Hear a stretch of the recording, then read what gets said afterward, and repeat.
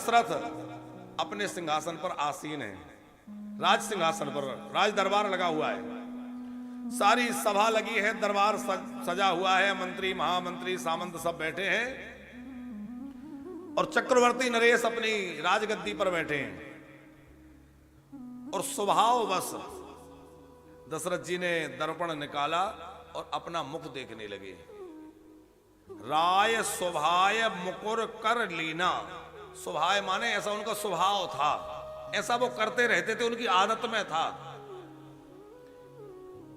तो आप लोग जरा विचार करें कि क्या ये आदत अच्छी है? सिंहासन पे बैठ के दर्पण देख रहे हो, और वो भी इतने बड़े राजा, दरबार लगा है, बड़े बड़े राजा बैठे हैं, मंत्री बैठे हैं, सभा लगी है। अब हम यहाँ व्यास गादी पे बैठे हैं और बार बार दर्पण देखें। आप लोग कहेंगे महाराज अब आप अपने को ही देख लो, हम चले हैं। अरे भाई ये कोई दर्पण देखने की जगह? तो महाराज दशरथ सिंहासन पे बैठे हो, वहां बैठ के दर्पण देख रहे हैं, और वो भी आज नहीं देख रहे हैं, बोले इनका स्वभाव है, देखते रहते हैं, राय स्वभाव। तो ऐसा क्यों? दशरथ जी कोई ऐसा वैसा काम नहीं कर सकते, क्यों देख रहे हैं? देखो दर्पण का मतलब है विचार के दर्पण में, बहुत ध्यान से समझना कथा को, विचार के दर्पण में अपने आप को देखना। और जिस समय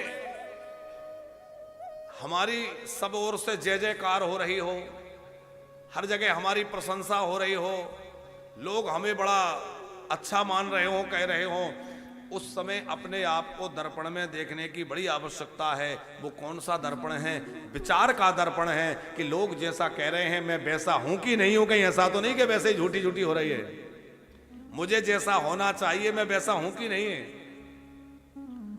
अपने आप को दर्पण में देखें। अच्छा, हम दूसरों को दर्पण दिखाने का काम करते हैं, अरे तुम अपने को देखो, अरे तुम ऐसे हो, तुम ऐसे हो, और दूसरे को दर्पण मत दिखाओ, खुद दर्पण देखो कि मैं कैसा हूं साहब, मेरा जीवन कैसा है, ये दर्पण देखना है।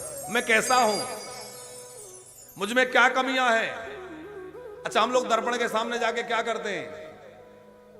कहीं कुछ लगा है तो उसको हटाएंगे, बाल ठीक करेंगे, अपने आप को व्यवस्थित करते हैं, कुछ गड़बड़ है उसको ठीक करते हैं। तो विचार के दर्पण में भी यही करना है, अपने आप को देखना है और फिर देखना है मेरे अंदर कहाँ कमी है, मुझ में क्या गड़बड़ी है, उस गड़बड़ी को ठीक करना है। यही दर्पण देखना है कि अपने आप को सुधार किया जाए, मुझ में क्या गड़बड़ है। स्वभाववश महाराज ने दर्पण देखा तो उन्हें कुछ दिखा। क्या? मुकुट कुछ खसक गया है, मुकुट टेढ़ा हो रहा है। बदन बिलोक मुकुट सम कीना, अपने मुकुट को देखा टेढ़ा हो रहा है तो उन्होंने मुकुट को सीधा किया। अच्छा, मुकुट टेढ़ा होने का मतलब क्या है? ये सत्ता खसक रही है, राजमुकुट है तो सत्ता खसक रही है, और मुकुट खसकने लगा तो दशरथ जी समझ गए कि अब ये सत्ता भाई हमारे से खसक रही है, अब हम किसी और को दे दें, उत्तराधिकारी को सौंप दें। और हमारा भी मुकुट जिस दिन खसकने लगे नहीं तो जबरदस्ती उसको धारण करने की चेष्टा मत करो, उससे चिपके मत रहो कि नहीं हम तो हम ही रखेंगे, निकाल दो। आप कहेंगे हम मुकुट पहनते ही नहीं। अरे भैया, मुकुट खसकने का मतलब समझते हो? एक समय था आप ऑफिस से लौट के आते थे, सारा घर एकदम शांत, सब व्यवस्थित, तुरंत टेबल पे पानी, चाय, सामने खड़े हैं बच्चे, जी पिताजी, जी पतिदेव। तो एक समय था कि लौटते थे तो इतना आदर सत्कार मिल रहा था, और फिर समय आया कि हम घर लौट के आए और हमने बहू से चाय मांगी, और बहू के रसोई घर में बर्तनों की उठापटक ज्यादा बढ़ गई, और 4 बार मांगने में भी चाय नहीं मिल रही, तो समझ लो कि मुकुट खसक रहा है?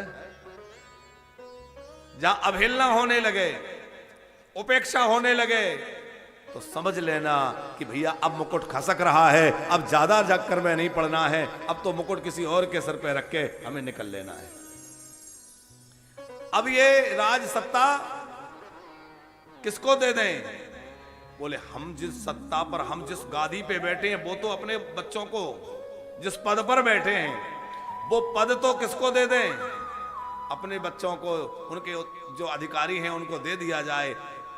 घर के मालिक बने थे, अब घर के मालिक बच्चों को बनाओ भाई, अब आप लोग संभालो, गृहस्थी संभालो, बड़े हो गए, जिम्मेवारियां संभालो, तो हम क्या करें? बोले अपने हृदय के राज सिंहासन पर श्री राम को विराजमान कर लें। हमारे हृदय सिंहासन पर अब काम ना रहे।